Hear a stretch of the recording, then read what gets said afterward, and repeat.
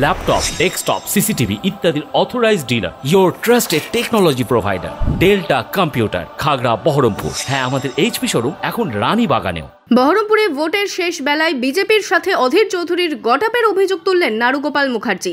সোমবার বহরমপুরের বোবা স্কুলে যান তৃণমূল প্রার্থী ইউসুফ পাঠান ও বহরমপুর পৌরসভার চেয়ারম্যান নারুগোপাল মুখার্জি। অভিযোগ, মোবাইল নিয়ে বুথে ঢুকতে বাধা দেওয়া হয় তৃণমূল প্রার্থী ইউসুফ পাঠানকে। নারুগোপাল মুখার্জিকে বুথে ঢুকতে বাধা দেওয়া হয় বলে অভিযোগ। এরপরই বিজেপি ও অধীর চৌধুরীর সাথে গটাপের অভিযোগ করেন বহরমপুর পৌরসভার চেয়ারম্যান। সকালবেলা এখানে অধীর চৌধুরী এসে গোটা রাস্তা অকুপাই করে গোটা বহরমপুরকে থ্রেট তৈরি করে যে ভোট তৈরি করলো ইলেকশন কমিশনের এখানে যিনি পুলিশ অবজারভার আছেন তাকে আমরা রিকোয়েস্ট করেছিলাম যে এগুলো বন্ধ করতে।